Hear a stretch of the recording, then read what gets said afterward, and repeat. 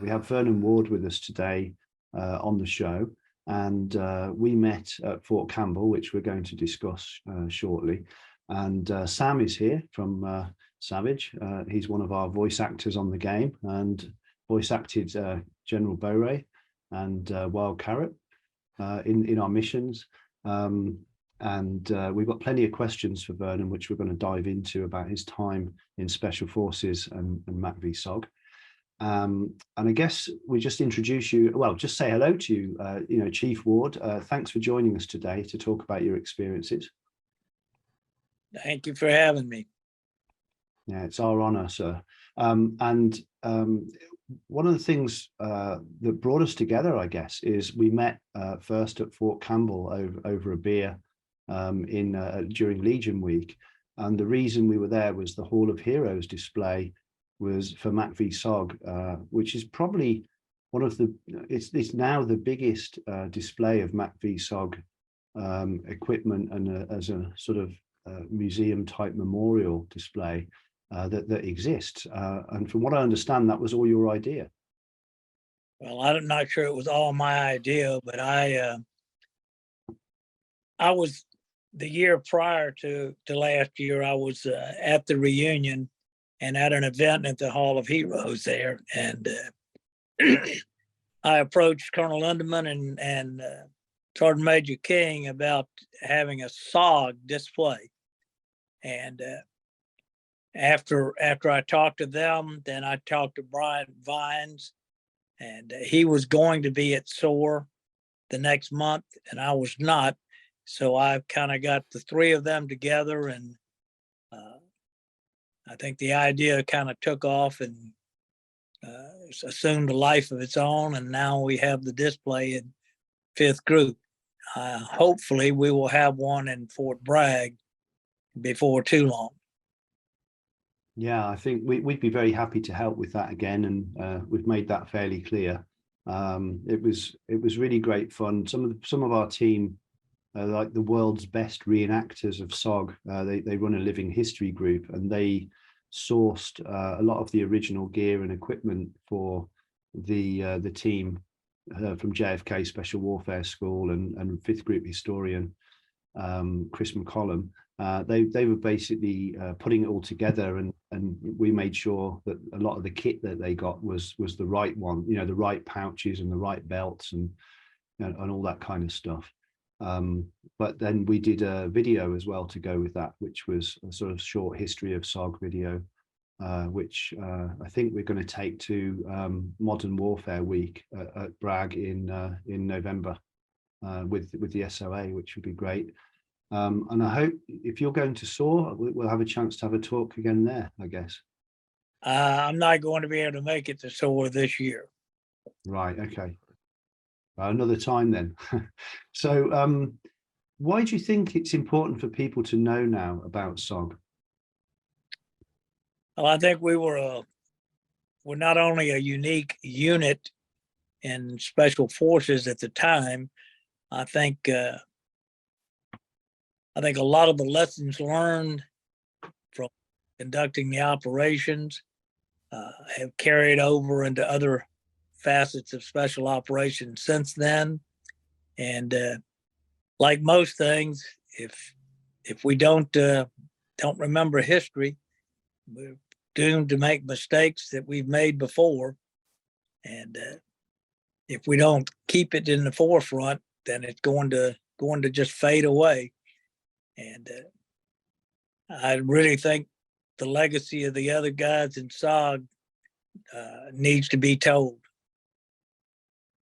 Yeah, for sure. I think that's part of our life mission, and helping with the display, helping with the other memorials is one thing we do, but we also make the SOG video game. Have you ever had a chance to see it? I'm not a gamer at all. I really have never seen it. I have heard from various folks that it's pretty unique, but I personally have never seen it. We'll have to rectify that after this and make sure you do see it. Yeah, I've always been more of a poker guy than Fair enough. Well, we have Mai Loc on the. We're going to get into that later, but we have the camp on our map, and you can actually walk around in it and see all the hooches and the things that probably came later. So we'll get into later on. We sort of know what we're going to talk about on that, but we can show you at some point. So I guess we'll jump over to Sam now for some initial career questions.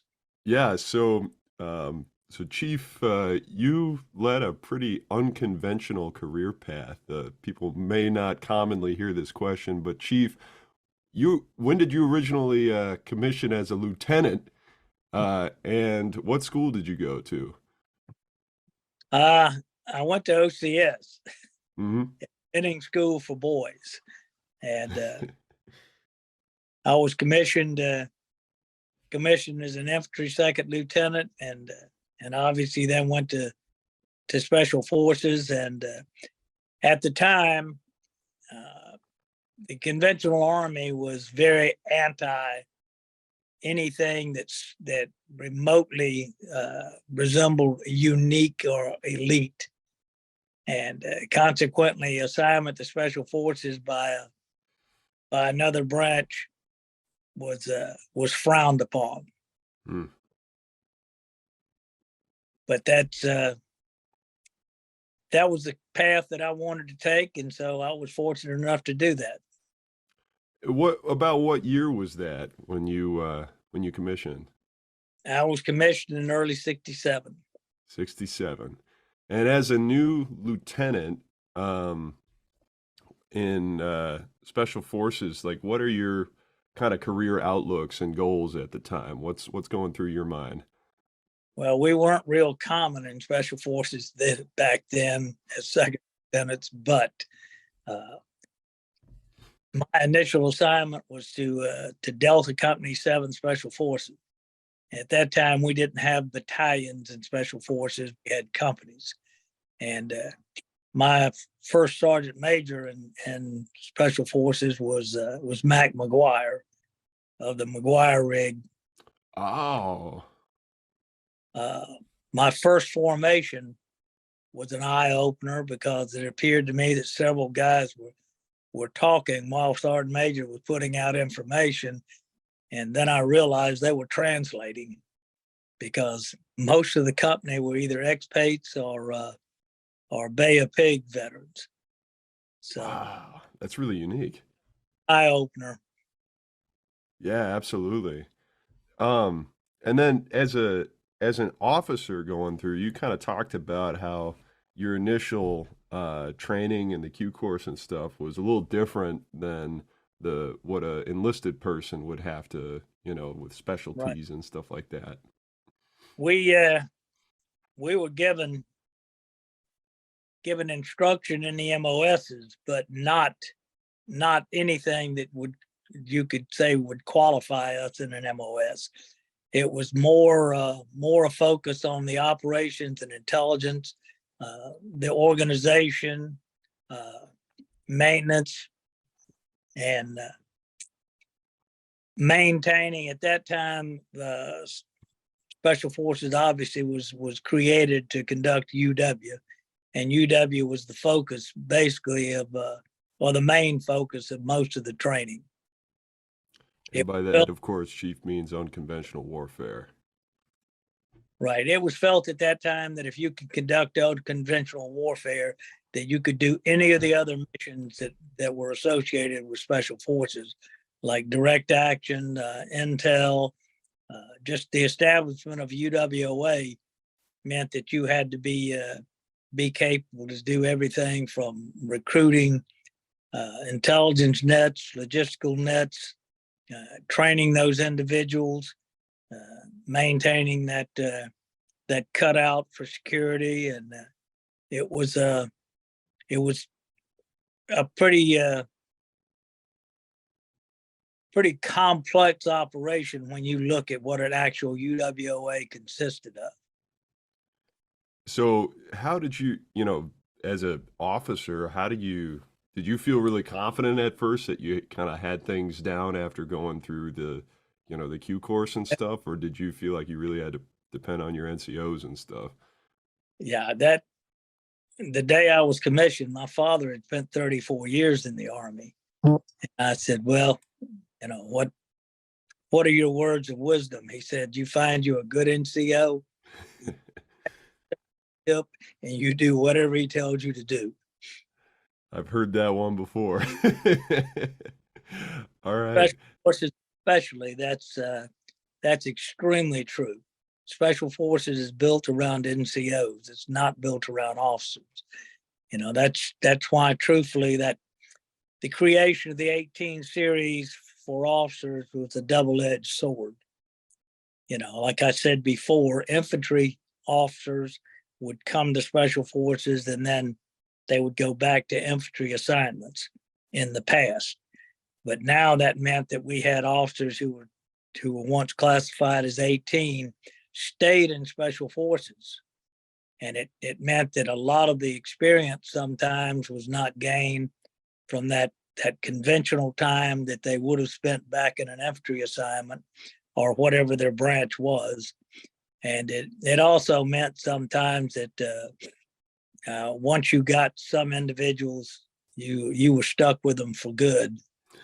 Was no giving them back to their branch. Couldn't throw them back to a conventional unit if you didn't like them. So how do you eventually make your way to Vietnam? Was this right after your Q course? I volunteered for Vietnam. I was selected to go to a course that was conducted at Fort Holabird for a short period of time. Fort Holabird was the intelligence center for the Army at the time. It was the Special Forces Officers Operations and Intelligence Course, and it involved a basis for agent handling and case officer type operations and establishment of intelligence nets and things of that nature. And when I came out of that course, I came back to brag, and my 1049 had been approved for Vietnam. And that training that you took there, did you end up using a lot of that while you were over there? Not really.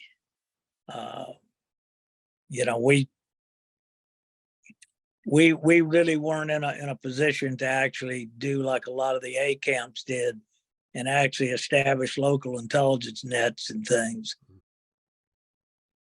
Got it. Yeah, that makes sense. It's kind of more reconnaissance oriented, and with Right. Black Ops stuff, it might be hard to do that. I can understand why. So how did you make it to SOG eventually? Well, I had volunteered for SOG, and when I got in country, I was sent to Da Nang for in briefing, and after in briefing, got on a Kingbee and went to Khe Sanh. Just straight out of the gate. How did you know about it? There were rumors. Nobody really knew what, and at that time it wasn't SOG. It was we referred to FOBs and to CNCs, but it was just rumored, and of course, like most rumors, they get completely blown out of proportion. Some were true and some were total BS, but it just seemed like it was the place that I wanted to be. Okay.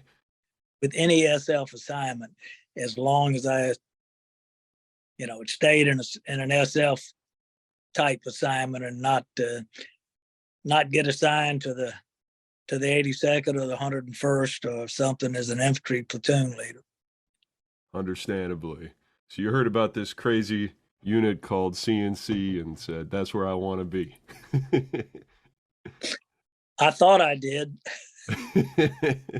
I hear about that sometimes. Till always talks about, all right, well, we're going to volunteer to go to this, unit where we think we want to be. And seems like there's a mentality of people choosing the most dangerous possible mission that they could get. But You know, I think that you guys were the right people for the job.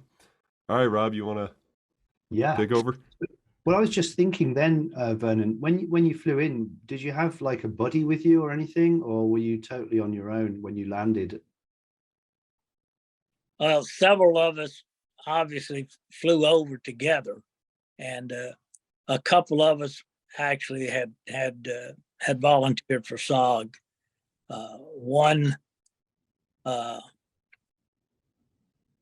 One guy that I had gone to OCS with, and then we'd gone to through the pipeline all the way through the Q course, and then both of us happened to be on the same flight going in, was Denny Neal, who later was killed out of Da Nang in '69. But you know, there were several of us who went in, and most of them went on to. They were fortunate enough to stay in group. They went on to A camps or Mike Force. Right. So did you kind of sidle up to some sergeant major somewhere and say, you know, how do I get to C&C? I mean, how did you ask the question? Oh no! In the end brief, you know, you were kind of given a chance to volunteer, and we had already volunteered, a couple of us, before we ever left Bragg. So, you know, people at Bragg thought we were all crazy anyway. Right. Okay. So that then puts you on a slick, I guess, or was it probably a plane heading up to Khe Sanh? Actually, it was a Kingbee. Uh-huh. We unprocessed at Da Nang, and from what I remember, nearly all of our end processing was actually done at the safe house. And then after we end processed and we signed the dotted line in several places, then we were sent to the C&C or to the FOBs we were being assigned to. Right. And I guess there would have been Kingbees going, because they're for the viewers, they're the 219th Helicopter Squadron from the South Vietnamese Air Force. So I guess they'd have been going up and down to Khe Sanh anyway, to the FOB, running men up and down from Da Nang. So you'd have got on a fairly routine transport that they'd be running up and down. And then what was it like when you got there? Because this would have been what, was it April '68 roughly? The siege was over with. It was toward the end of April, and it actually was, from what I understand, having not been there during the actual siege, it was really calm. That was kind of the mindset, I think, of everyone who had been there in the past. Right, because the siege had been broken the previous month, I think, or maybe the month before. Right. At one point, they were receiving several thousand rounds of incoming a day, and we didn't see anything like that once I got there. Right. So you must have had a sense of being really in Indian country. Yeah, Khe Sanh was definitely an outpost. It was from all of the incoming, all of the friendly fire going out. When you looked out of the perimeter at Khe Sanh, the ground looked kind of a reddish brown almost, and it's almost like it had been burned, and most of it had been overturned. There were craters everywhere, and obviously they had burned a lot of it, the vegetation from around the perimeter out for several kilometers. So, but it was we were sort of an appendage off the Marine combat base. And what was the unit you were assigned to there? Was that Recon Company or Hachet Force, or what was it? Actually, when I walked in, they decided that you will be assigned as the assistant operations officer, so I would have a job, and I immediately went looking for something to do. And what happened as a result of that? Actually, I met John Smith, and he was a 1-0 on an ST. There were still STs then and not RTs, and I volunteered to become his 1-2 and strap hang. Like everyone had to strap hang before you ever were entrusted with actually taking one in yourself. So I was a strap hanger on his team for the duration at Khe Sanh, and then what I considered additional duties at the TAC. Gotcha. So you wanted to get your feet wet right from the get-go. I thought I did, yes. I guess with all that training behind you, I can kind of understand, you want to go out and see some combat. So you'd have been assigned in with these, well, working with these teams as a strap hanger. So that would have been your first moment, I guess, or a first time where you've met Indigenous soldiers and worked with them. Yes, it was. And how did you find them?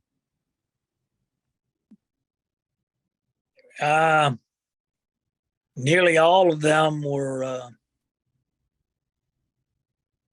were much more competent than you would have assumed.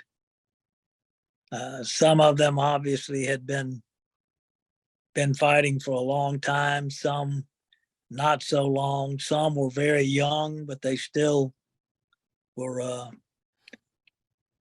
they were trainable and they were dependable. And you developed a relationship with them fairly quickly. And do you know what ethnicity they were? Pardon? Do you know what ethnicity they were? Brew. We had Brew there and at Mai Loc. Right, so tough Montagnard lads that had grown up in a warrior culture then. I'm not certain the Brew were really known as warriors, but they were exceptionally good soldiers. They like anyone, they had to be trained, but once they were trained, they were very good. They were especially good once you were on the ground. They could see, smell, and hear and sense things that you never would have.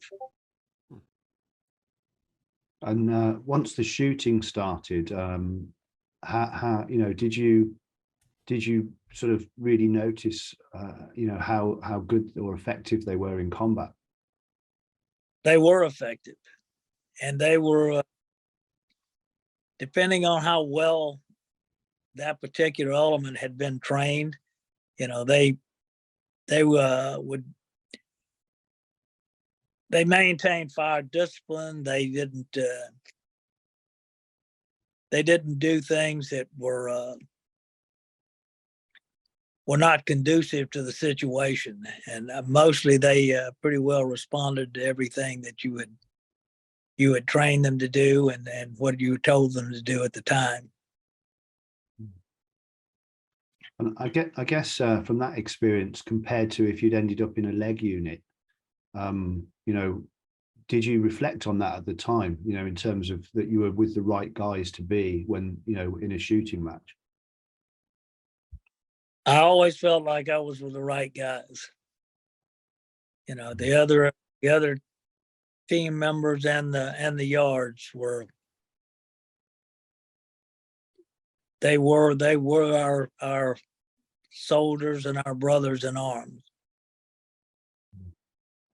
And how were you generally armed at this time? What sort of weaponry were you carrying as a team? CAR-15s, normally one Indigenous 79 gunner. Later, I acquired a sawed-off M79, which I carried several times. My biggest concern was having enough ammunition and frag grenades to not run out. And I guess, did you carry any special weapons on the missions you were doing? Any suppressed weapons or anything like that? With the 22 high standard, and there actually were, the 64 Bravos. There were Mark II Sten guns. There were all sorts of silenced weapons, but all of the submachine guns obviously fired from an open bolt, and even though you suppressed the round, you still had that metallic clang every time the bolt went forward. The 22 was extremely silent, but it took an extremely well placed shot for something to happen. So I experimented with it some, but I never really carried a pistol. To me, a pistol was just dead weight. I could carry more magazines and have a long gun, whereas with a pistol, it's kind of ineffective in combat. Yeah, I guess people might have carried one if they were worried that their CAR-15 was going to be hit by a lot of rounds or an RPG or something, I actually had a CAR-15 hit with a round and disabled it, but at that point in time, I just had other casualties, so I picked up one of those weapons. Right, and I guess you probably carried a knife as well for emergencies. I did. I carried an Air Force survival knife. I thought it was probably the most functional knife that I could have, and that it was big enough to do what I wanted it to do and not big and bulky and get in the way. You talking about one of those knives that has the blades on either edge of it? The survival knife? Yeah. The Air Force survival knife actually was probably 7 to 8 inches of blade. It was it had like a hard leather handle, but the butt of the knife had a like a large nut on the end of it. It was metal, and it just seemed to me like that would stand up a whole lot better, which it did, and still perform whatever function you needed a knife for. I never thought of it as carrying it as a weapon. I thought it was just a tool. Yeah, that's one of my friends, Zach, goes by Peacemaker on our videos and stuff. He works with the team sometimes. He was out at Fort Bragg with us. I remember when we were in the Army, one day he was talking about Air Force survival knives from around that era. So I'll have to ask him if that, coincides with what he was telling me about back then. Yeah, as a matter of fact, I still have one. So okay, maybe a later time I can show it to you. That'd be great. Yeah, send us a picture. All right. Yeah, we could add one into the film here. So that's great. So I was going to ask about for the viewer's point of view. Could you give us a sense of the amount of weight you were carrying, like because you guys were like pack mules, My LBE probably weighed 40 to 45 pounds at a minimum, and then in my rucksack with the additional ammunition, claymore, and frag grenades, I probably added another at least 40 to 50 pounds, depending on the operation. I've actually had the chance to put that gear on with the Modern Forces Living History group, and all their magazines were bombed up, so it had that kind of weight in it. And the first feeling I thought was, how do you move? Because you can't really run. I mean, you could run a little bit, but if you're on loose soil in jungle, undergrowth, if you get down on one knee, it's really hard to get back up again. But that might just be because I'm old. But how was it back then? It really didn't pose that much of a problem, to be honest with you. I mean, later on, like in the desert, we were carrying rucksacks that were much, much bigger, and they gave us bigger rucksacks so we could carry more weight. For example, the rucksacks, we weighed the rucksacks for all of the recon teams going in on Desert Storm prior to them going out, and just about every team member's rucksack weighed in excess of 100 pounds. You had to, that's where the turtle concept comes into play. If you ever go down on your back, you're like a turtle. You're going to need help to get up. Did your rucksack ever take any rounds through it? I know that some people talk about that. Yep. So did you, after that happened, you just throw it out, or do you repair it? Do you patch it up? Well, normally you don't know that it's taking hits into your back. And then you realize that, it got hit. So, but in my rucksack, the first thing that went in was a radio. I always carried the radio. I had the radio, batteries, and like I said, claymores, frags. I had 1 2-quart canteen in the rucksack.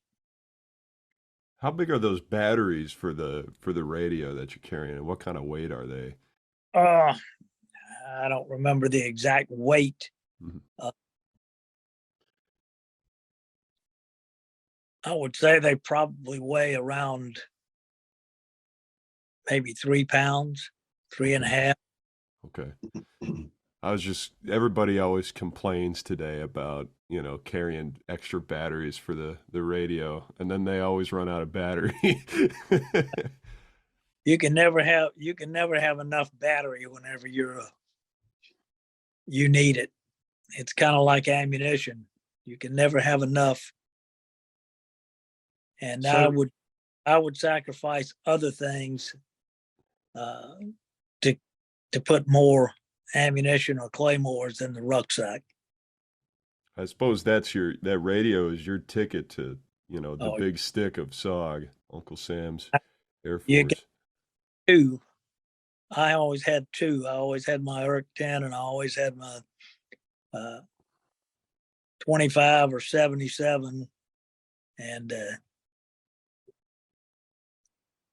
that's your way out, and you're not getting out without it. So Vernon, can I ask you, can you tell us a little bit about the missions that you strap hanged on at Khe Sanh? They were pretty standard, just recon missions. You were given a 6x6 AO, and if there was any intel on the AO, you would get that intel, and then you would pick an LZ and be inserted in the LZ. And sometimes there were trails. On one particular mission, there was a known trail there, so primarily it was going to be a trail watch.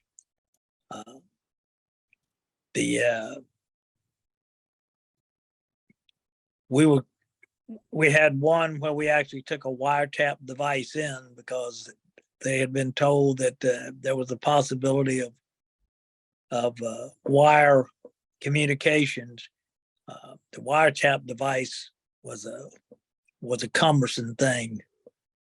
It was a pain in the butt. Fortunately, we didn't find wire to have to use it. So, And how many missions did you run out of Khe Sanh? Well, we attempted 3, but the second one, we got shot out of the LZ. We were on short final. We started taking really, really intense ground fire, and some of the gunships that were overhead started taking AAA. So it was a bore. Right. Okay. And the ones where you were on the ground. So the one was the attempted wiretap, and what was the other one? We were just on a trail watch. Oh yeah, the trail watch. Okay. And how long were you in for on the ground? We were in for 3 days on one and 4 days on one. Right. So you did remain overnight for a few nights there. How did that feel, being in the jungle, in enemy territory, in the pitch black, surrounded by wildlife and so on? Actually, I always felt like darkness was my friend. So that we always J-hooked into any stop. Some people I know would advocate putting out toe poppers on the back trail. I know that Smitty was not a real advocate of that, because he felt like that if you put it out there, you're just confirming that you're somewhere close by. And so we would set up a couple of claymores on the back J hook, and then we would move into the actual RON or ORP or whatever we were in. And then at night you actually felt, or I actually felt a little bit calmer, probably, because you know that you're not moving, you're not making noise, and if anybody is moving, they're making noise. And I guess, for the viewers' benefit, roughly how far would you move in a day? Because I've heard it's only a few hundred yards even. Yeah, depending on how much vegetation you actually were in, sometimes for you to move 100 meters would take 3-4 hours, because you had to you had to move every piece of the vegetation. You had to move it to where you were not breaking, you weren't making noise. You saw every place you put your foot down, and the whole time, you're trying to see and hear everything around you. And there were periods where you didn't move at all for maybe 10-15 minutes. You just were dead still. That must take incredible stamina to be wearing 100 pounds plus of gear plus your weapon, and to stand stock still for 10 minutes straight in that intense heat. And you lost a lot of water. It was, I guess, with the adrenaline and everything, you didn't notice it at the time. Plus, you were, being 20 years old, it was a whole lot easier to do than it is just to stand for a long period now. Sure. Without light infantry. That's it. Only you're not so light. Yep. Over to you, Sam, on this. Sure. So how do you eventually make your way to Mai Loc, Chief? Well, they were closing Khe Sanh combat base, and so some of the guys were designated to go back to Phu Bai, and some went back to establish the launch site at Mai Loc with Major Sincere. And Major Sincere informed me that I was going to be his operations officer at Mai Loc, which was thrilling. And we went into Mai Loc, and when we got there, there was a dirt strip that had been bulldozed. And at one end, at the south end of the camp, A101, the team that it was overrun at Long Bay with the tanks, had reconstituted, and they were building a new ASAC camp at the south end of this strip. And we were on the north end of the strip. And for about the first, probably at least 4 weeks, we were all basically in holes with ponchos and concertina wire around us with claymores that we had coming back to our holes. Just sleeping in the dirt. So what are you thinking when you're arriving there and you just see this big dirt strip and it's like, here we are, welcome home? Everybody's got to be somewhere, and this is where we are. We actually started to run missions within about a week and a half after we got there. So you just hit the ground running. And you said they had a yard village nearby. About how far was it? Brew village, not far away. A lot of the brew. I was never really sure whether the village had been, how long it had been there, or whether it just formed there after everybody left Khe Sanh. I know that right now in the old Khe Sanh area, that there's a fairly significant town that the brew have established at the old Khe Sanh area. So I was never certain about Mai Loc as to whether it was, anything had been there prior to us, or whether they just moved everything there when we moved. And most of the yards that are there, the brew that are there, were they being recruited by A101 or by SOG? By They were C? us. By you guys? Yeah. Okay, got it. So A101 must have. I'm not certain exactly what the A101 Indig consisted of.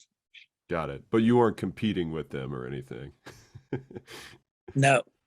Got it. We pretty well had our troops, and you knew Roger Lockshire, right, at the time? Lockshire, he was a gunner on one of the gunships that supported us on all the operations. And was it him, or I have here Roger Clark? Is that the right name for who got you the minigun? No, Roger Lockshire. Roger Lockshire. I made the statement, we really need a minigun for camp defense. And in true SF fashion, one was acquired. And we managed to actually get it set up. They mounted it on an M2 tripod, and we would change the battery. It takes a really large battery to function. We would take the battery and put it on a gunship that was going back to Camp Eagle, and take their hot battery, and we would exchange batteries every day. But it worked like a champ. That's awesome. I still have some pictures. I don't know whether y'all got copies of them or not, of the minigun emplacement. Did you get to fire it? Pardon? Did you get to fire it? Oh, yes. What was that like? It was, it bounced a lot. Yeah, I'm wondering how you keep it in place, because I feel like, you'd have to have the thing bolted down. Sandbagged in, and obviously had we actually had to use that in camp defense, that probably wouldn't have affected whoever was on it at any given time. Got it. And can you describe how often you might have threat of contact there, or what the Sounds like that minigun did a good job. There, we never really got hit in the launch site itself. Even after we initially set up on the west side of the airstrip, and the camp itself, such as it was, the plywood structures were built on the east side, and we made contact. I won't say frequently, but we made contact with our night security or local security ambushes periodically, and that was really a training. We used all of the local security stuff as training. Got it. So for the camp itself, the minigun was a good deterrent for any VC that were in the area. It looked good sitting outside medium, so it was cool. Yeah. All right. And what's your mission when you're getting there? Is Major Sincere giving you, a laying down what your priorities are as an ops officer? Here obviously was the launch site commander. As a side note, Major Sincere was probably one of, if not the best commander I ever served with in 32 years in Special Forces. He was on the original morning report for the first Special Forces morning report ever. He was truly an original. And he had gotten a direct commission in an earlier tour. He was awarded a DSC when he was with the Mai Force before that. But primarily, he understood what you really and truly needed to do as a team leader, as whatever. And he was probably the most supportive guy of training that I've ever been around. Anything that had to do with training, if it was not in conflict with an actual mission, it took priority. There was never any kind of hesitation or obstruction or any kind of questioning or anything. If the team leader said, I need to do this and this and this to train for the next week, that's what they did. And he understood it. And I think that's the reason he was secure enough to let everyone do what they needed to do to make sure they were ready to go on and conduct the missions. And he was a prior NCO, is that right? Yes. Got it. So he really had, that mentality where he knew how to connect on that level. He had been there, obviously, and he was kind of like the mentor for everybody. That's really cool. Wow. So what's your guys' priority at Mai Loc mission wise? Well, supposedly we were a launch site, and teams would come in from Phu Bai to be launched there. Normally they weren't there very long. We very seldom had actual teams that would RON or be with us for that long. We had several Hachet Forces there at Mai Loc, and we wound up actually using some of the Hachet Forces to do some of the other missions that arose. Some were RTs or RT type missions. Some were Hachet Force missions. And for the viewers, can you describe like what a typical Hachet Force mission might look like versus the Recon side of things? Well, a Hachet Force obviously was a much larger element. Okay, instead of having a 6 or 7 man team on the ground, now you're going in with up to 40, 45 people. And when you start getting that many people, you're no longer a clandestine.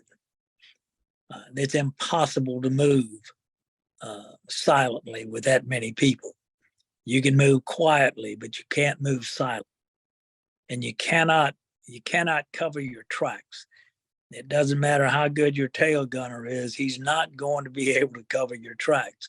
So you pick up trackers much more readily. It's easier for them to fix your location.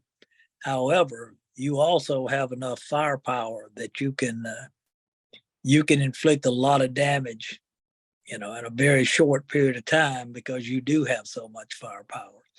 And on certain missions, you might even be heavy with firepower, because you might add an M60 or two, or you might add a 60 millimeter mortar or something, just depending on how much you had to move on that operation.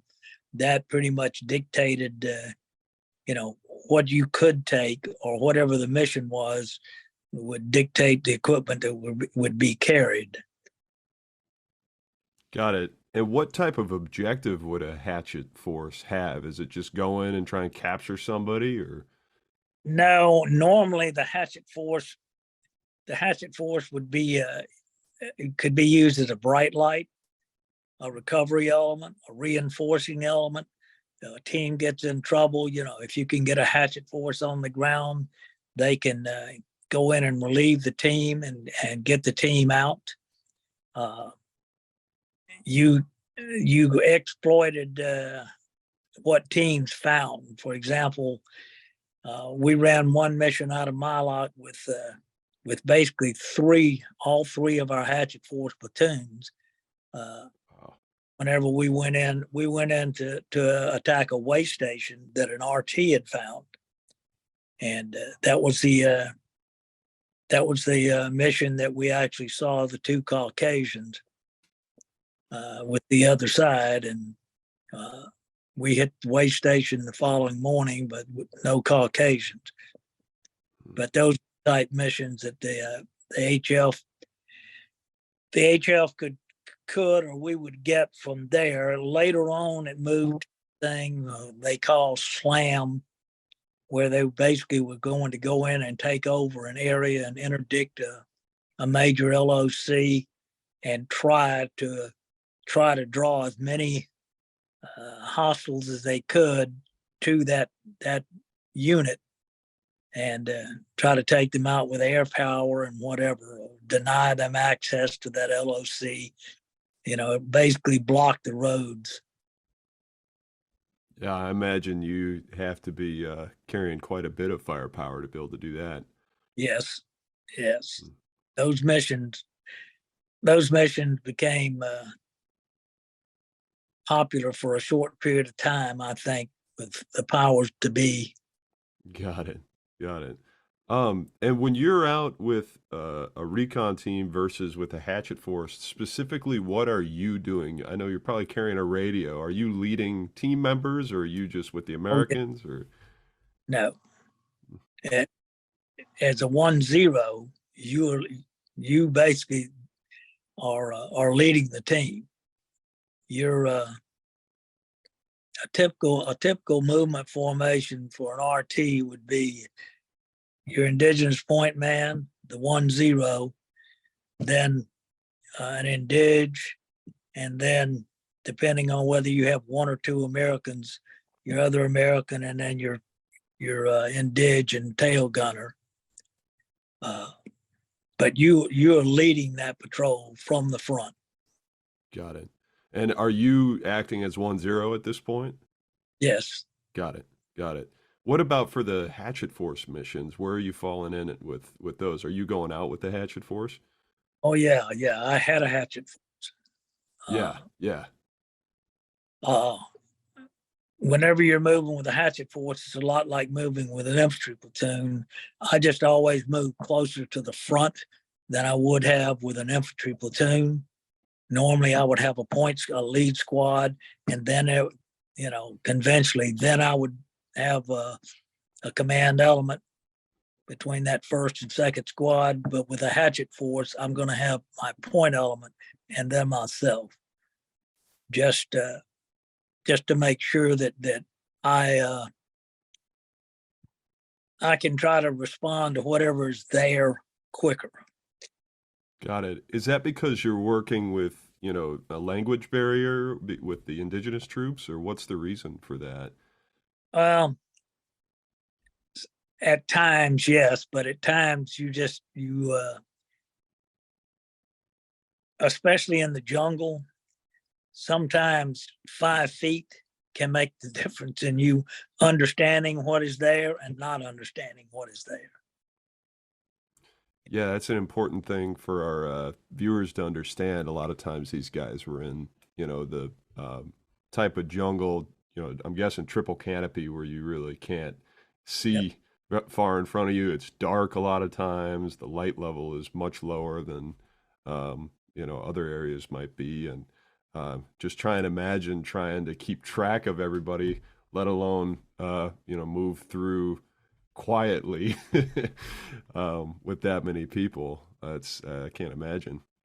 That's why a lot of times it took so long to go 100 meters, is because, you know, you don't just walk through there. Yeah, that's one thing with our video game that we, you know, with the technical limitations, we've had trouble portraying it that way. The jungle can't be super thick, so you end up with people trying to run straight through and oftentimes running straight into enemy contact because they're not moving slow enough. But it's one of those things that you can't make it just like the real thing, of course. So the bombing halt affected your mission there. How long? First of all, how did that affect it, and when did that kind of come into play? Well, obviously the bombing halt was for North Vietnam. It didn't affect South Vietnam or Laos or Cambodia. It affected one of my operations because we had to get basically presidential approval to have air cover, MIG cap, and the support we needed for infill and for exfil. And it wound up being kind of a real sensitive political issue. So sometimes even within SOG operations, some missions were close hold than others. And that was one of the missions that was more close hold than others because of the you know, the public announcements of all the bombing halts, and we're not going to do this and we're not going to do that. Well, you know, I'm not going on this operation without air support. So Yeah, especially into the DMZ, that would be well, this was north of the DMZ. North of the DMZ, yeah. So especially not there. I mean, even in the DMZ, sometimes, you know, with the rotary wing guys would have to coordinate for air cap because, you know, MiGs responded to rotary wing aircraft crossing the border. Oh boy! They had to have MiG cap. They had to have MiG cap right off the bat. Yeah, just deter any enemy air support from going after you. That's not something you want to think about. There were rumors that, you know, that they were using some rotary wing gunship.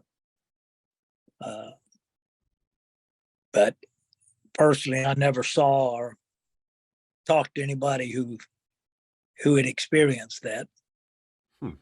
That rumor saying that was around in North Vietnam that they were using that, I'm guessing.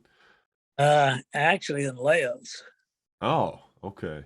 I had heard something in, I don't remember who I heard this from, but somebody said that at one point the NVA tried to land a helicopter to try and get a team to get on board it.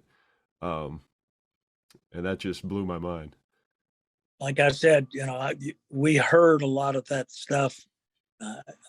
I personally never experienced it or talked to anyone who had, but, you know, normally where there's smoke, there's fire. So Yeah, yeah, and I imagine something like that would be pretty rare. So what's this mission you're talking about where you saw these two Caucasians? That was at a was that at the way station? it was, we were doing Buck Buchanan was one of the HF leaders, and Kara Garland who was his 1-1 and I were up on a cliff overlooking. There was a river at the base of the cliff, and the way station was on the other river. And we were on the cliff doing our leader's recon, and it was like maybe 45 minutes before dark. And 2 Caucasians came out of the way station and literally took a bath in the river. And so obviously we're a little bit psyched because Caucasians there, and we basically tried to move the entire force down as close as we could into position, and we hit the way station at first light, and there were no Caucasians. We wound up with 13 detainees, and I say detainees instead of POWs because they were basically conscript workers. They weren't NVA soldiers or anything else. They had been forced labor at the way station. And so we just evac them out, and then we moved to a position and on top of a strategic hill, and we stayed in there then for another almost 4 full days. Did you run into contact at the way station from NVA? Yeah. Okay. But there were several casualties there. Got it. Not So tactically, how are you approaching this? So you're going out, I'm guessing you're saying the night prior, you're looking I'm guessing with binoculars down at this place from the cliffside. Well, it actually was like 45 minutes before dark. I mean, we could see them. Yeah. And then how are you planning this? Are you just going to have a leaders meeting after this and, talk about what you saw, avenues of approach, base of fire, stuff like that? Then we took all 3 HS and moved back down to a lower area and kind of went down this gradient, crossed the river, and moved everyone into position. And basically, we just used the river as a blocking position and hit the way station at first light. Got it. So you were trying to run them into the river, basically. And you're moving at night, or in the. We moved down to the river that night. Got it. And started moving at about probably 3 o'clock that morning. We started moving people into position across the river and around the way station. How do you get across the river? It was not that deep. We just waded it. Just waded it. Okay. Yep. Got it. God, that's so interesting to just hear, from your point of view, because you're like the platoon leader for this. Yep. And yep. you're organizing this whole, assault on this way station in the middle of outside over the fence. Well, that's what we were sent in to do initially, was to hit the way station. Yeah. And that's in Laos, right? Yes. Yeah. Yeah. And you wanted to capture those 2 Caucasians. I imagine you get some kind of bonus if you bring back some guessing Russians with you. We hear about all those bonuses, but I don't know who. Didn't get any of that. Any of those bonuses.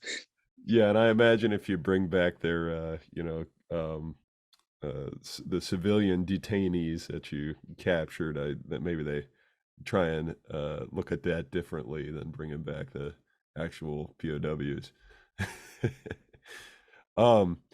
So how about before you're going out on a mission like this, what are you looking at in terms of preparation for a mission? Is it different for Hachet versus Recon?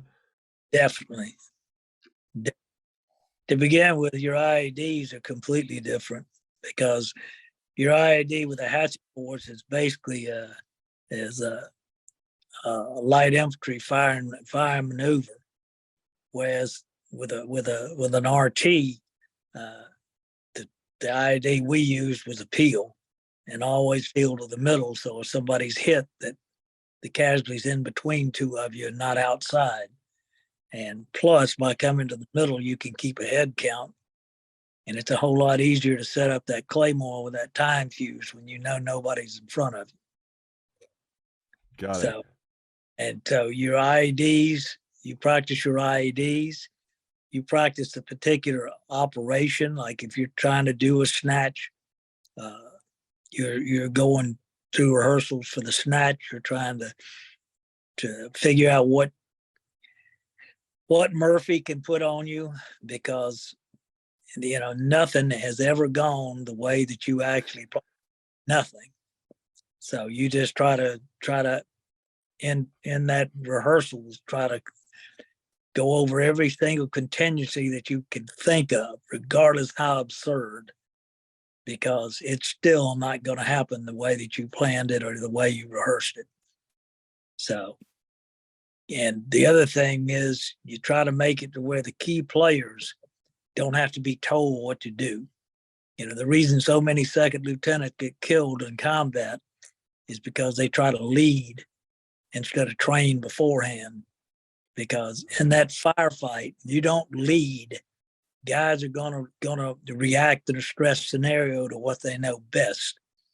So you better make sure what you're training on is what you want them to do, because that's what they're gonna do in that stress scenario.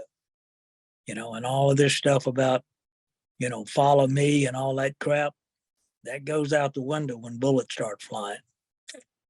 Because if it does go out the window, you won't be around to lead the next one. Yeah, no kidding. And that's something I'm sure a lot of, the current service members who will be watching this can take away from that, especially if you're, in a position like that where somebody's a freshly commissioned infantry officer who's got to think about these things. Got to think that's where he's got to rely on those NCOs, and he's got to train. It does not matter. I mean, training is absolute the alpha and the omega for any war is training. Got it. On the Hachet, sorry, go ahead. Go ahead. On the Hachet Force, how many Americans are there with you, and what kind of roles do they play?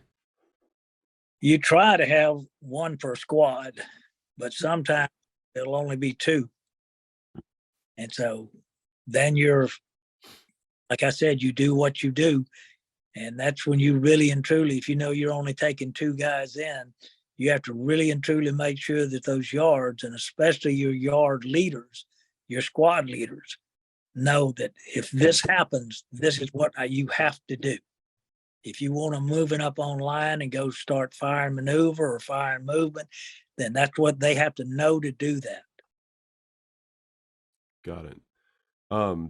And so the Americans, are they a liaison with the squad, or are they kind of you said that you had yard squad leaders? We didn't liaise anything in SOG. Sorry, maybe that was the wrong term. Yeah, we hired them, we paid them, we led them. Yeah, that was a bad term. I guess I just meant like having an American on the team. Does that aid in communication and stuff like that, I'm guessing, on the squad level? Yes. Because now if you got an NCO with every squad, it makes things a hell of a lot easier, because now he's going to lead that squad. If it's only two of you, like I said, you better have some good Indigenous squad leaders.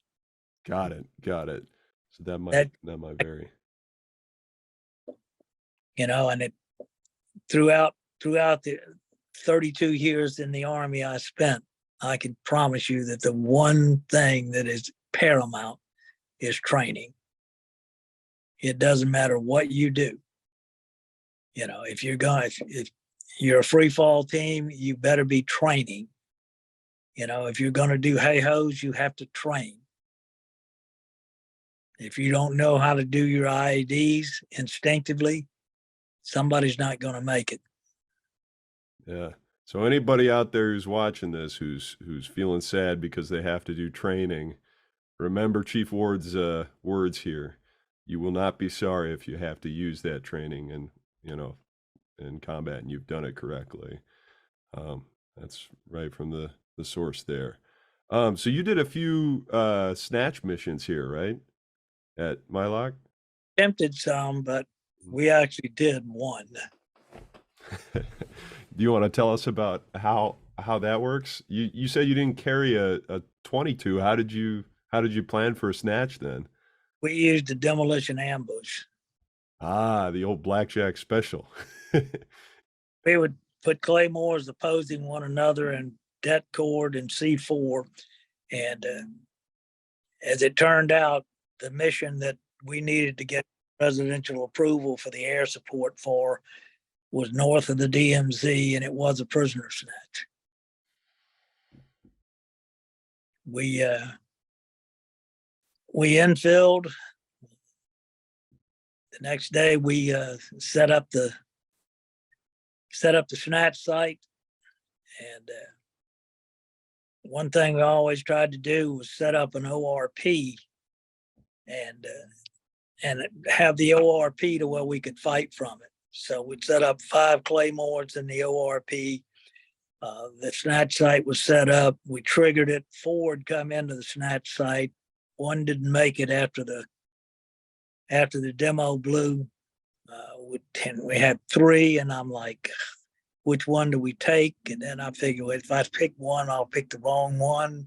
And so we secured all 3 of them, and their friends had discovered we had taken them, and they got upset, and we were taking a good bit of small arms fire as we got them secured and withdrew to the ORP.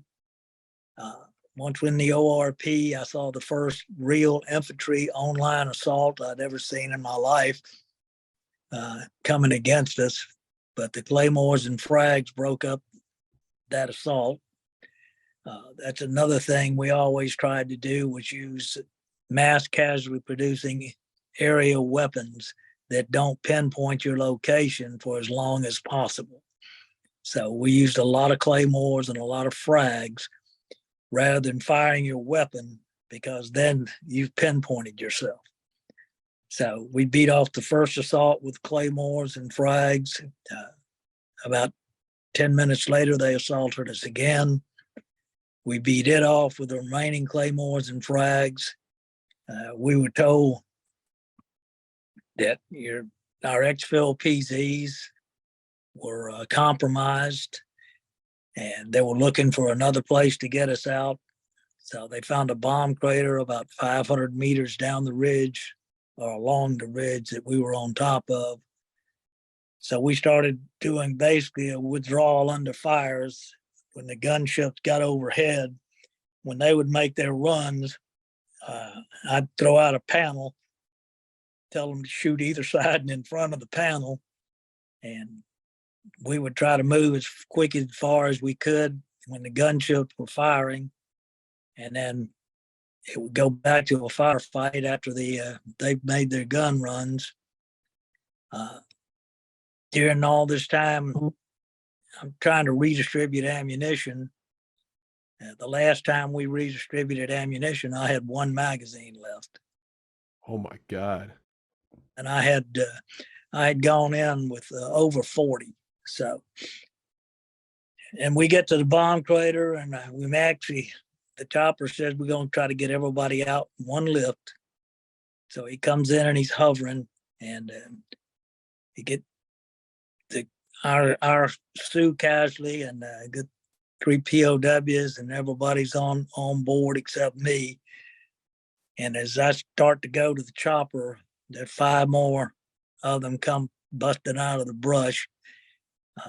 Fortunately for me, they were looking up at the helicopter getting ready to shoot.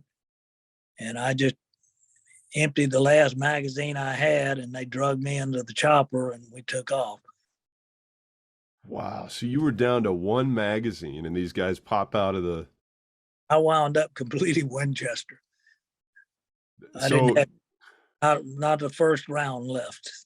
so how are you thinking about in the future, like when you're preparing for other missions? Are you thinking about, man, I got to find a way to carry more ammo, or...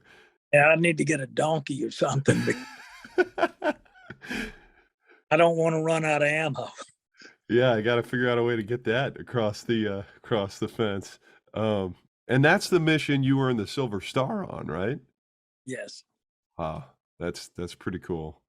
So people can, I'm sure, look up the actual write up for that if they wanted to. I'm guessing that's available somewhere, but you're hearing it from the source here. I'm not sure about that. Okay, okay. I wasn't sure if it was out there or not. Um, Man, so one question I have for when you're in a hatchet force and you're in contact like that, how wide and how long you're trying to move 500 meters to this bomb crater? How wide and how long is your formation? That wasn't a Hachet Force. That That was was a with recon mission. that was a recon mission. There was Oh God. Art Tater and Richard Fitz and I were the three Americans on the op. They were, matter of fact, they were Oh, on the team that went down on the Older Son yep, mission yep. about 3 weeks later. We have a memorial to them in our game, actually. They they were they were with me on the op, and we had four indig out of the Hachet Force. What was it like working with those guys? Great. I mean, it was just, you know, truthfully, I never really ran into anybody the whole time that I wouldn't have gone out with. Hmm. You know, guys that you wouldn't go out with basically weeded themselves out. Sure. So Yeah, I heard about a few people who either, administratively were removed or otherwise may have had some unfortunate accidents upon prematurely exiting the aircraft on infill or something like that. I don't know if that's something you heard about or not. I never heard about that, but like I said, the people we had were, to begin with, we were all 20, 21-year-old. You know, an old guy would be 25, or like Art Bader was probably the oldest guy other than Clyde Sincere in the camp.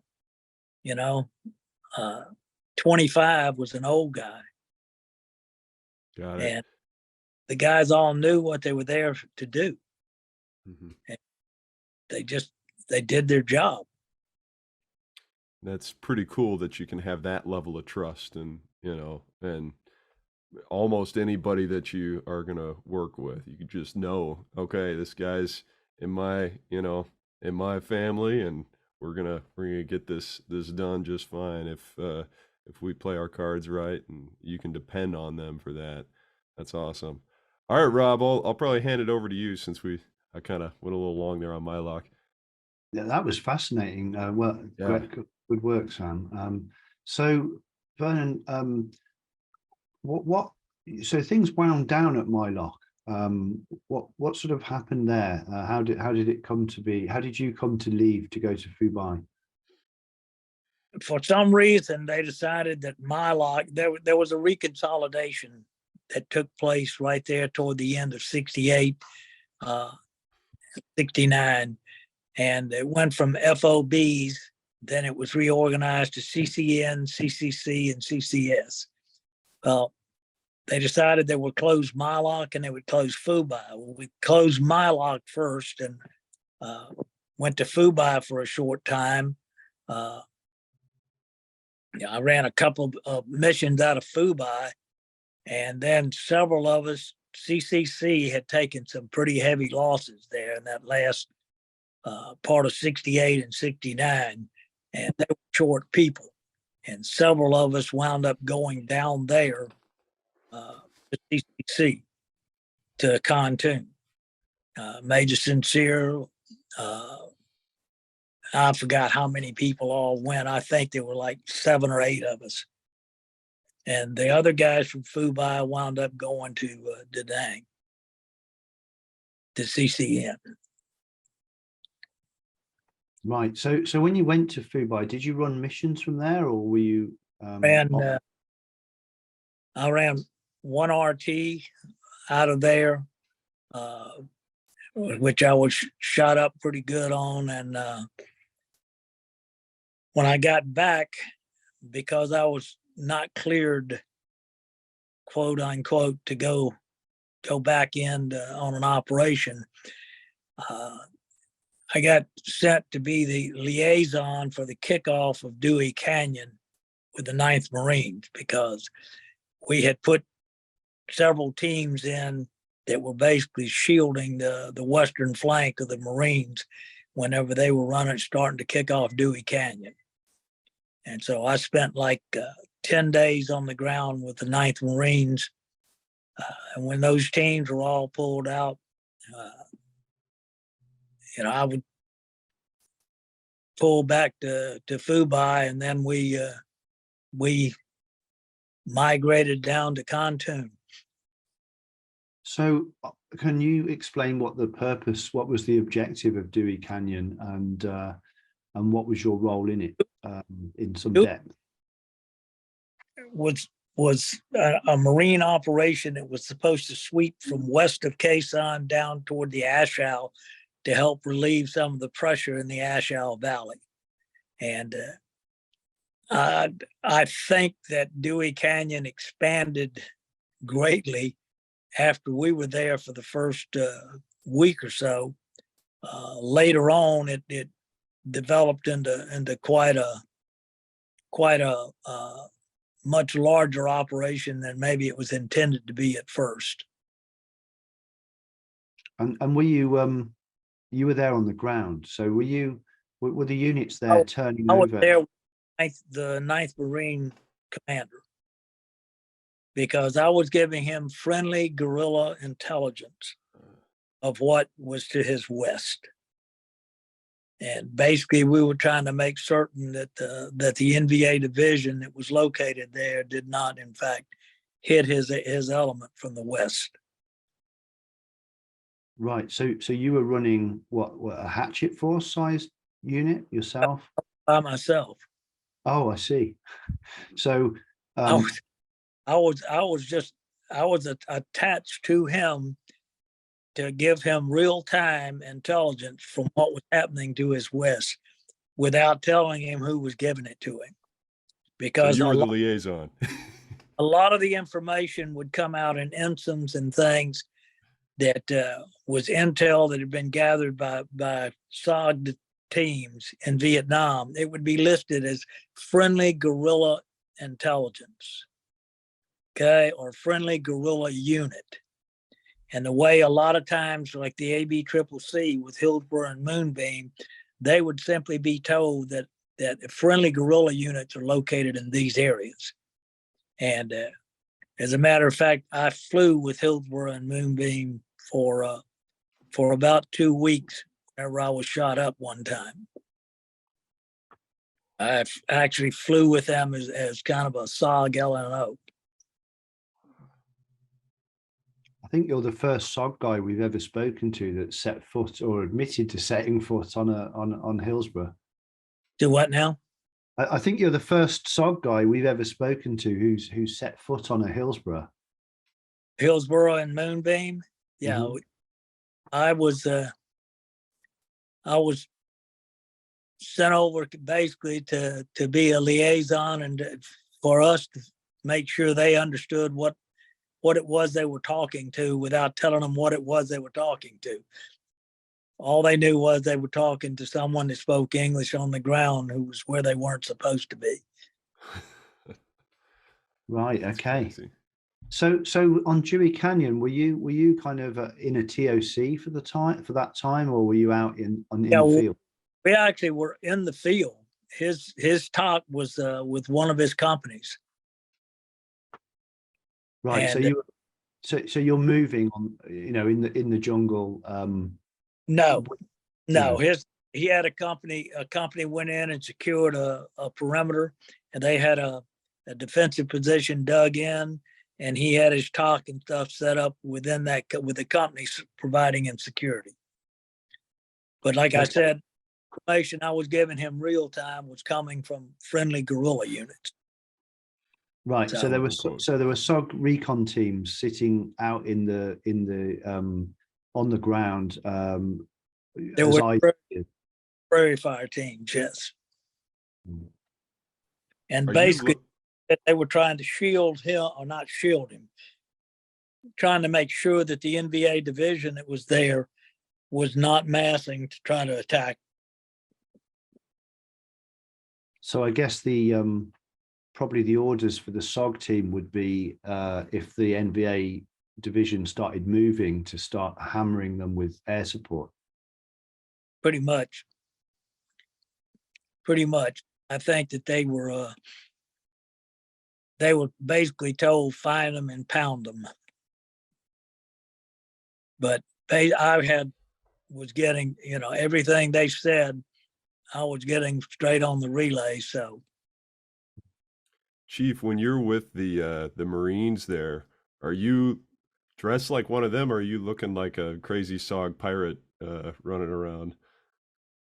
actually, I had on some sterile OG 107s, and I had a patrol cap on, have a flak jacket or a helmet, and I got a lot of funny looks. Who the hell is this guy? Honestly, I think they thought that I was an agency guy, because obviously I had no patches, no name tag, no rank. I think thought you were spooked. Yeah, cool. So I guess how did that operation go for you? Was there a lot of contact going on with the Marines? Now, when I was with them, they didn't have any major contacts. I mean, they would make contact with a platoon size element or something like that, but they had no big contacts.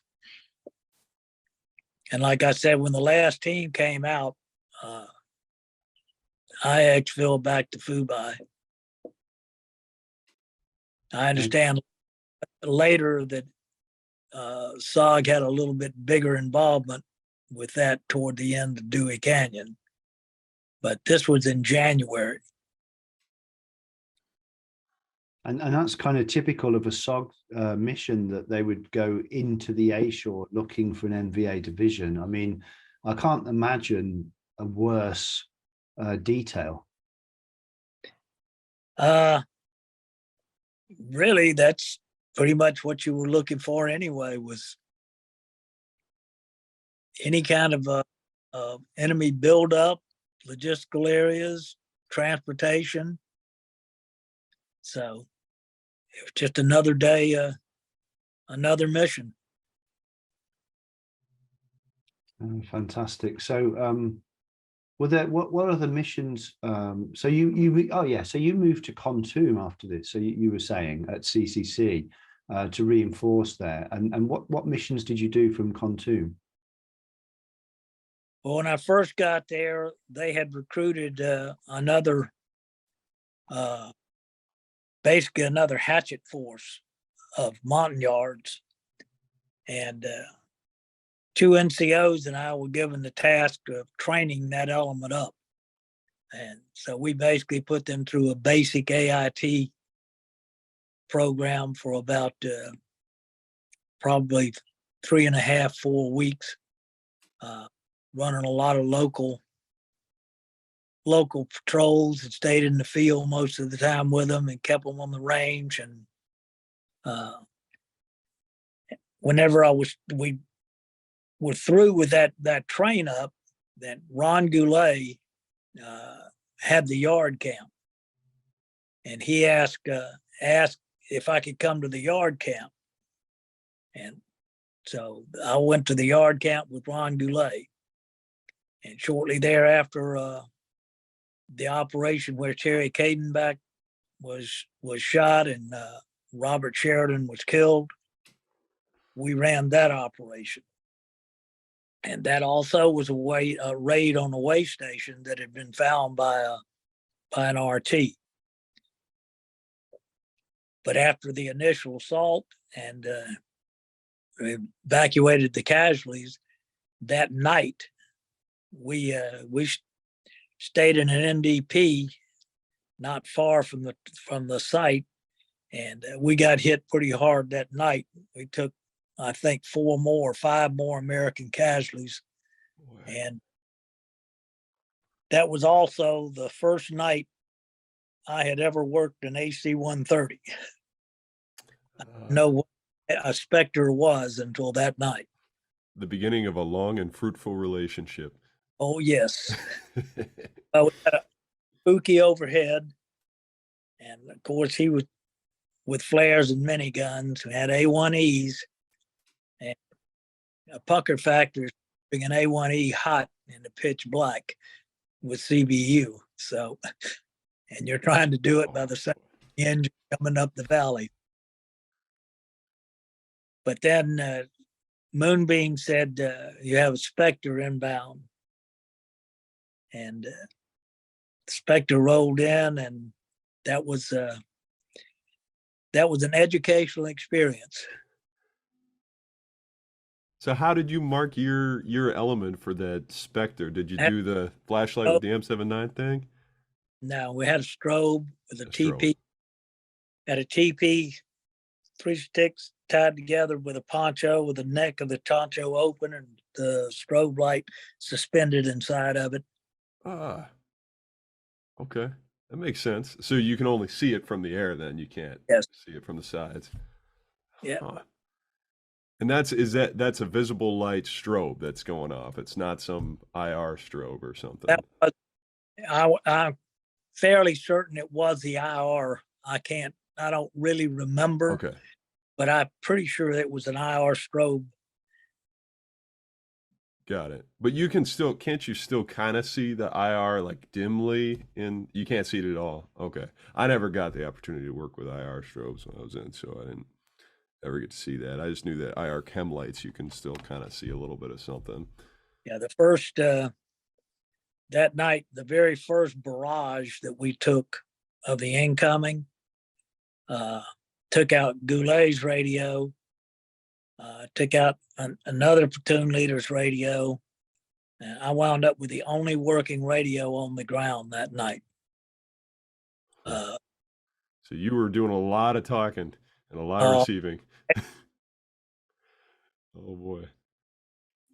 And can I jump in with a question? So you've got a Spectre overhead, and did they manage to acquire your IR strobe fairly quickly? Yes. And then how close could you bring in the, or did you need to bring in the air support then? We were working 40 millimeter,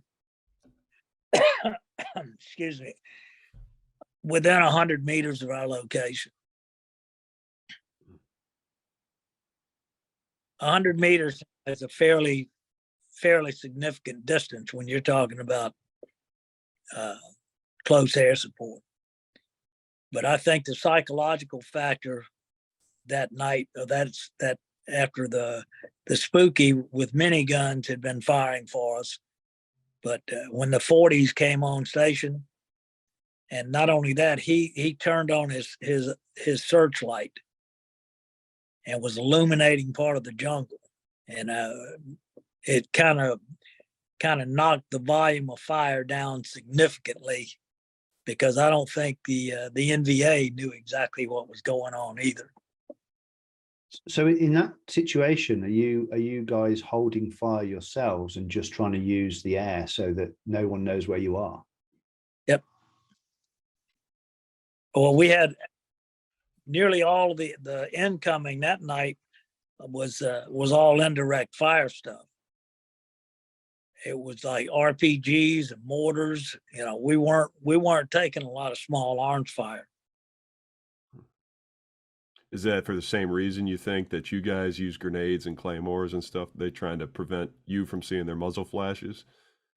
I'm not really sure if it was that, or they didn't really and truly know how big we were. Okay.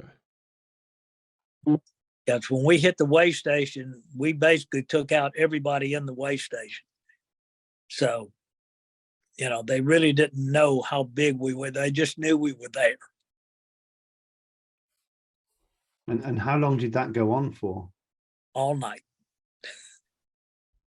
About 10 o'clock the next morning, they decided that they would go ahead and exfil us. So when you're talking to the Spectre, is it Spectre you said that was overhead? When you're talking to them, or to any air support for that matter, what is it what are you saying specifically to them? I think sometimes people don't get an idea of, and maybe it's been a long time and things have changed, but I'm basically trying to identify exactly where I want them to expend ordnance. so you're And saying direction, distance. depending on the aircraft. Okay. A lot of times with TacAir, like fast movers and things like that, you're operating off known points and you're adjusting off terrain features. You know, you're like, okay, from that ridge, okay, I need you to drop 200 meters and expend, you know, in that bottom right there, you know, 200 meters to the south. A lot of times they are not as north-south oriented. They're more terrain association. Whereas with a Spectre, everything is done off azimuth and distance because he has no concept of whether you're north, east, south, or west because he's flying in a a circular orbit overhead, and direction is always changing for him. Yeah, it's something I guess that I've never thought about before, but it makes sense that you'd have to speak a little differently with them for that reason. With him, you're going to say target 140-255 meters, troops in the open, cleared hot. Got it. So 140 being the bearing, 255 meters the distance, Right. then target, and then you're cleared hot. They're good to go. All right. People find that pretty interesting, I think. Because then he can decide which of the weapon system he's going to put on it. Got it. Put, you know, 105s, 40s, whatever it is. And they had like a rudimentary early like IR kind of optic on there, didn't they?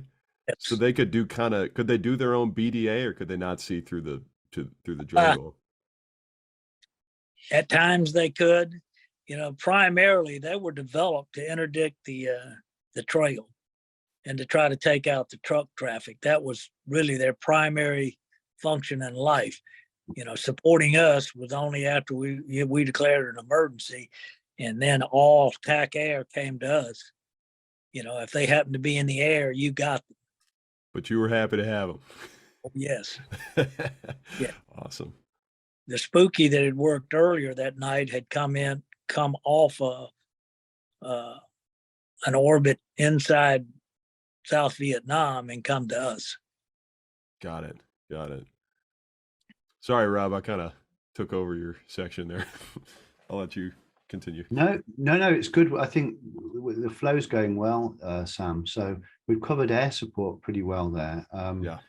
I think I'm going to ask your next question. My whole next section we've already covered. So I'm going to just ask it, go ahead and ask it. So what kind of lessons, Chief, do you think that you took away from working with Americans and Indig soldiers from your time with Recon and Hachet Force? What were the sort of, you know, the really salutary lessons you brought back and probably taught to others? Well, the primary thing that I learned early on was the most critical thing you do is training, because training enables you to perform once it gets real. There are a lot of tradecraft, field craft lessons that you learn. You know, you learn just elementary things like why a J hook is so critical whenever you move into any stop. You know, if you have trackers, if you just stop somewhere, they're going to be on top of you. Things about not using. We never use tracers.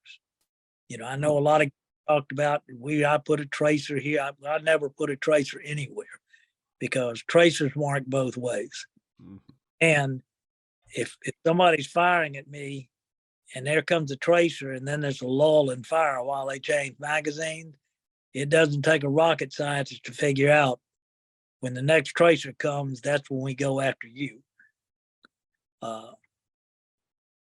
Just basic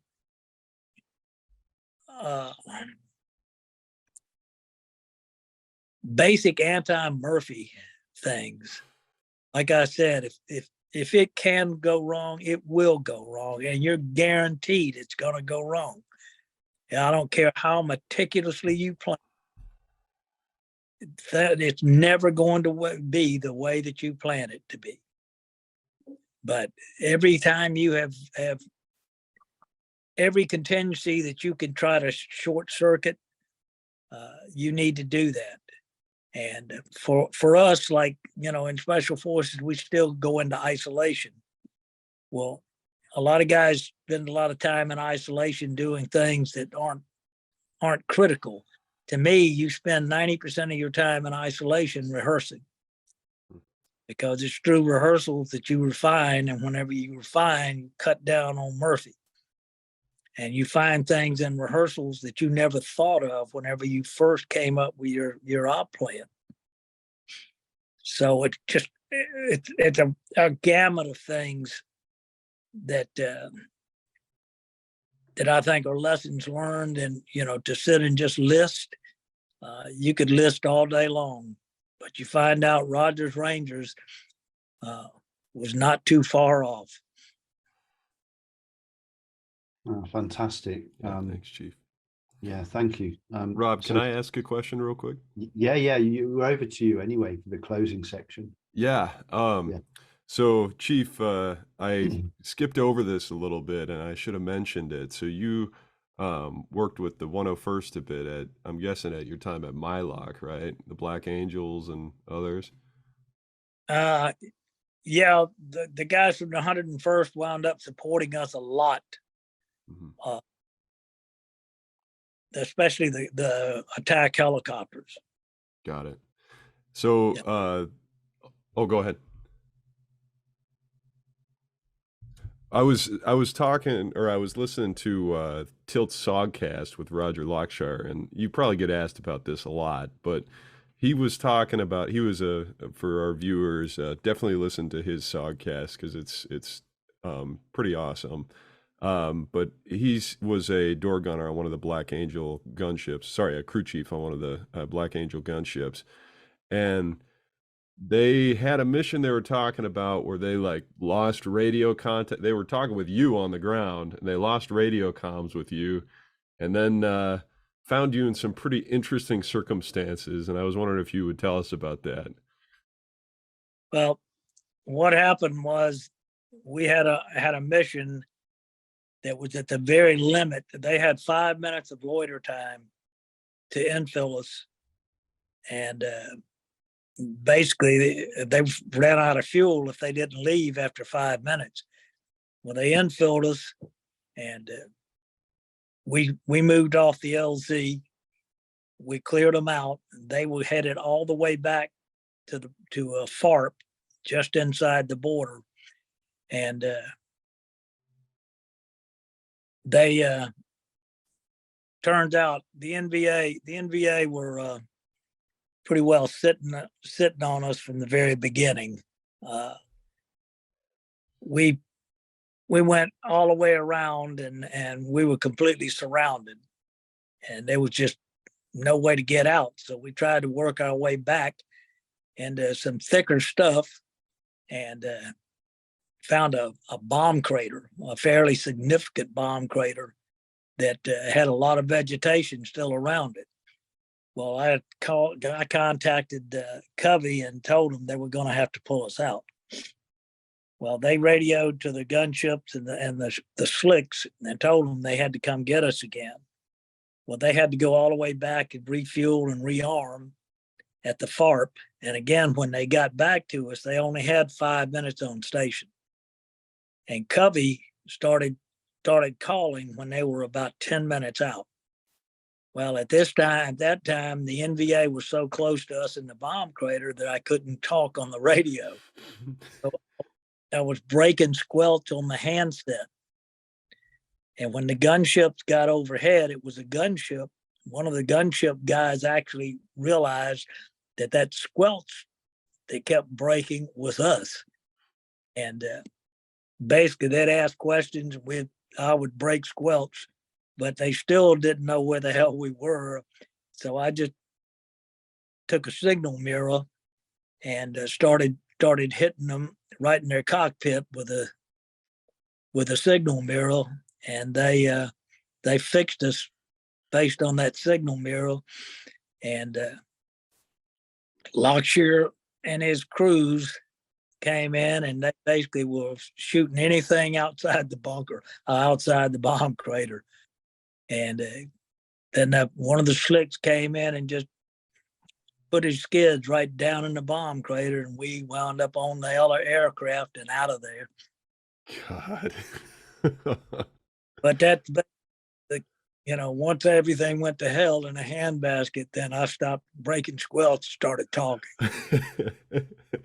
I wonder what those NVA guys were thinking, if any of them realized how close you actually were to them. Because Roger said he just...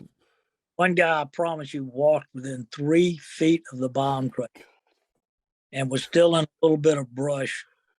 And he, one of my yards is looking at me with his eyes about that big around. And I know he wanted to shoot him, but fortunately he didn't.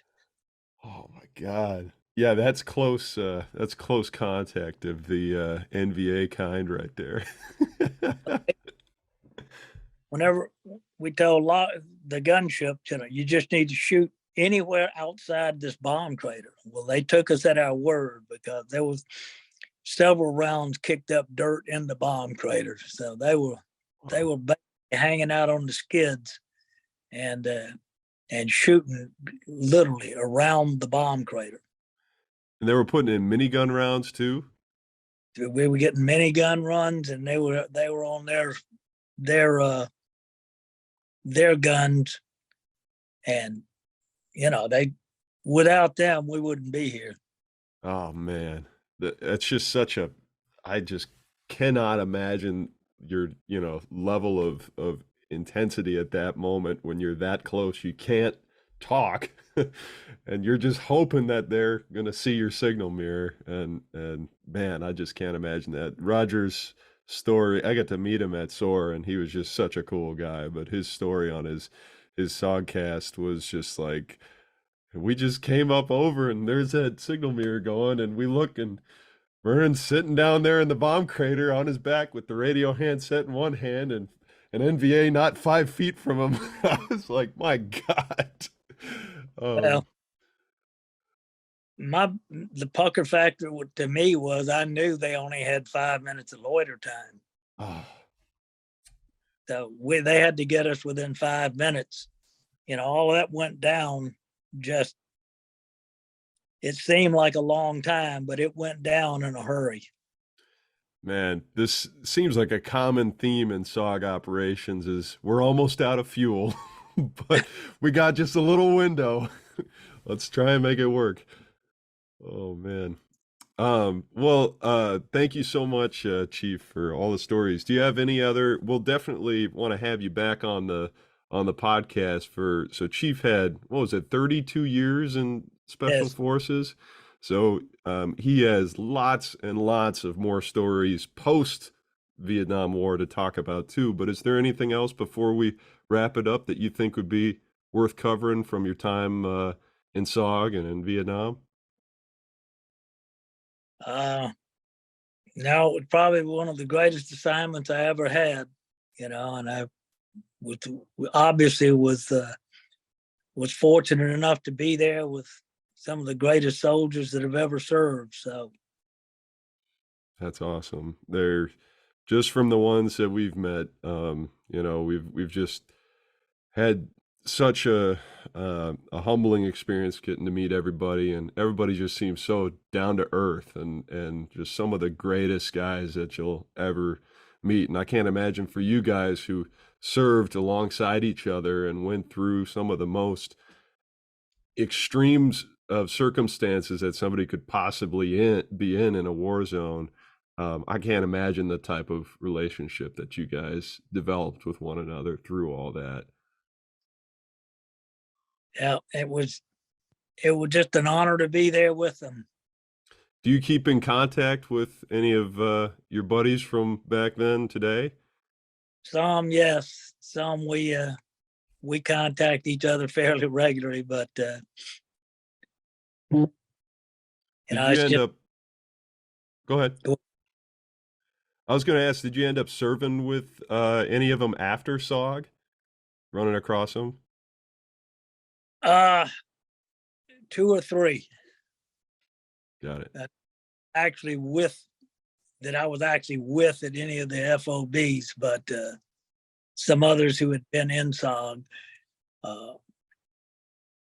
I served with several who were there after I was there. Got it. Got it. And just when did you eventually, were you wounded at, I think you were wounded at some point, weren't you? Is that why you, 3 different times. 3 different times, but one time you had to get like taken to, what was it, Japan or something like that? Well, actually, I was supposed to go to Japan, but Colonel Warren helped me leave the hospital without authorization, and he sent me on a CCK flight till the heat died down. I gotcha. Do you mind talking about how you were wounded there? I mean, with somebody who's taken rounds through rucksacks, through your car 15, it's no wonder that you got wounded. How did that happen? Well, I took a burst from an AK when I was in a prone position. Had rounds going to the magazines in my survival vest, but I got hit in both legs with AK round. Then I got hit with a frag grenade later in that firefight. Took rounds to the legs and the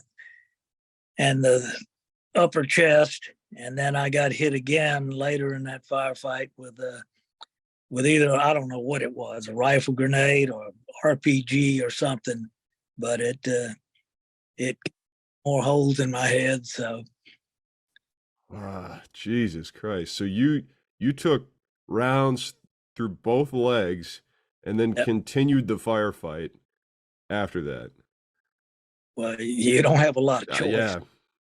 Oh my God. But that just illustrates like the level of intense, pressure on every member of that team was that on a recon mission or on a Hachet Force? That was on a recon. Recon one. What part of your career was that at in SOG? Like, was that at Mai Loc or at Phu Bai? At Phu Bai. Okay. Yeah.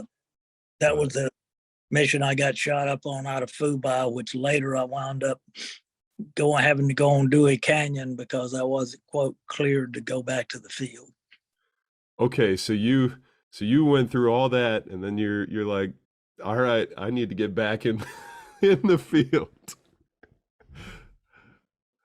Well, I mean, what else were you gonna do? Yeah, I suppose that's what you guys kind of lived for, and that's the warrior mentality. That's just, it sounds crazy to somebody like me who's never been through anything like that, but it's just a testament to your mentality that you guys had. To be perfectly honest with you, my chest hurt worse than any of the rest of it from where the rounds hit the AK rounds hit the magazines in my vest. Okay. Got because it cracked some ribs, and I was black and blue from the groin to the neck. That's a big round to hit you. I imagine, did that like break your leg or was it just a flesh? Yeah, these were AK rounds. Yeah. Yeah, that the burst that hit me hit my left leg or the left thigh, hit across my chest, and then the last part of it went through my right knee. Oh, geez. How long did it take your knee to? Well, the one that went through the knee ricocheted. Okay. And it wound up basically, it was a ricochet before it hit me. Okay. So did it end up like lodged in the knee then? Now, part of the one in the left thigh was still lodged there behind the femur. Oh my God. But it didn't fracture the femur or anything like that. Femur. God, that's lucky. Man, I mean, not lucky that you got hit, of course, but I mean, I guess that was a given. Yeah, well, that's another reason I always wore that vest.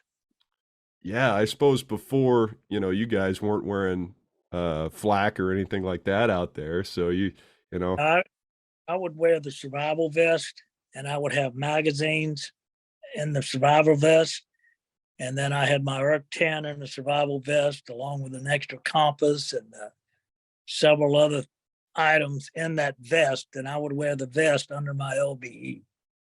got it. And one more question, just so people can picture things right.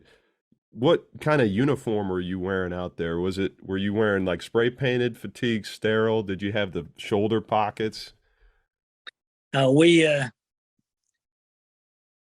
I always just wore 107s, but they were Okay. surrounded time, you'd been in country for very long that you didn't need to spray paint anything. Uh, They were but well yeah, seasoned. I had pockets on both sleeves. Okay. And obviously we had cargo pockets in your legs, but we had an SOP for where you carried, all sensitive items, maps, CAC codes, all of that. Everybody had it all in the same pocket all the time. It's like Cheryl Malbuman, always went on the cross strap in your H harness. Some guys wanted to carry it other places, but for us, we all carried it in the same place. Got it. Um, and were you like a boonie hat or a do-rag kind of guy? Both. Both, just depending on what you were feeling. Well, no, the hat, I had a BS-17 panel Oh, inside. yep. And but a lot of times that hat was just too damn hot. And so you just take that triangular bandage, and it worked better because you could wipe sweat out of your face. You could do a lot of things with it. Yeah, and I guess with the boonie hat, I mean, you don't really need to keep the sun out of your eyes most of the time because you're under triple canopy jungle, so not not like it really matters anyway. I guess only to break up the silhouette if anything, but again, triple canopy jungle, it's not like you're going to be looked at from a distance very often. But Um or even up close for that matter. But anyway, well, yeah, thank you so much, Chief, for talking to us about this. What a hell of an opportunity to get some insight into the tactical side of being both a recon team leader, a Hachet Force platoon leader, and lots of other experiences too. Um, and we're really, really looking forward to talking to you. Hopefully for part two, if you'd be so kind as to join us for that. Um, and yeah, I think that pending anything else, that concludes our podcast for today. So thank you so much, Chief, and it's been so fun talking to you. thank you. Enjoyed it.